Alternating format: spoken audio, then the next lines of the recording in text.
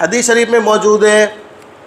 حضرت نبی کریم صلی اللہ علیہ وسلم کے ایک صحابی حضرت ابو ہریرہ رضی اللہ تعالیٰ عنہ فرماتے ہیں، نبی کریم صلی اللہ علیہ وسلم نے ارشاد فرمایا، جو شخص دنیا میں اپنے کسی مسلمان بھائی کی ایک پریشانی دور کرتا ہے، کسی مسلمان بھائی کو ہم نے پریشان دیکھا، اس کی ایک پریشانی اگر طاقت تھی دور کر دی، فرمایا نبی کریم صلی اللہ علیہ وسلم نے، جو شخص اپنے کسی مسلمان بھائی کی ایک پریشانی دور کرتا ہے، اللہ رب العالمین اس کی آخرت کی پریشانیوں میں سے ایک پریشانی دور فرما دیتے ہیں۔ پھر فرمایا نبی کریم صلی اللہ علیہ وسلم نے، جو شخص کسی تنگ دست کے لیے آسانی کا معاملہ کرتا ہے، کسی غریب کے لیے،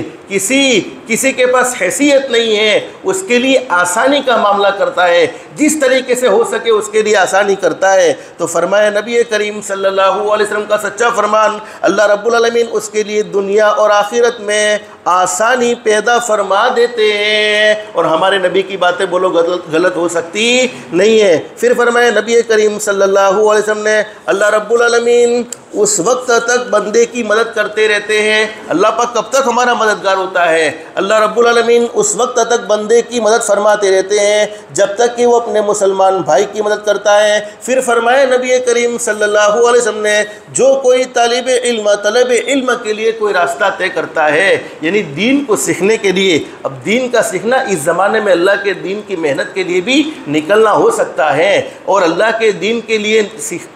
اللہ کے دین کو پھیلانے کے لیے، اللہ کے دین کو سیکھنے کے لیے نکلنا، یہ بھی طالب علم ہی شمار ہوگا۔ اور انعام کیا ہے؟ طالب علم کو تو بڑا اونچا مقام اور مرتبہ دیا ہے، بلکہ فرمایا من خرج فی طلب العلم فہو فی سبیل اللہ حتی یرجع، جو اللہ کے دین کے لیے، علم دین کو حاصل کرنے کے لیے اپنے گھر سے نکلا، جب تک وہ واپس نہیں لوٹتا تب تک وہ اللہ کے راستے میں شمار ہوتا ہے۔ تو فرمایا کوئی طلب علم کے لیے کوئی راستہ طے کرتا ہے تو اللہ رب العالمین اس کے لیے جنت کا راستہ آسان فرما دیتے ہیں، اور لوگ کسی جگہ جمع ہو کر، کسی جگہ اکٹھا ہو کر اللہ کے قرآن کی تلاوت کرتے ہیں، اس کو سمجھتے ہیں، اس کو سیکھتے ہیں، اور آپس میں پڑھتے پڑھاتے ہیں اور اس کا مذاکرہ کرتے، یعنی قرآن کریم کا مذاکرہ ہوتا ہے، قرآن کریم کا سیکھنا سکھانا ہوتا ہے۔ تو فرمایا نبی کریم صلی اللہ علیہ وسلم نے، ان پر سکینہ نازل ہوتی ہے اور رحمتیں ان کو ڈھانپ لیتی ہیں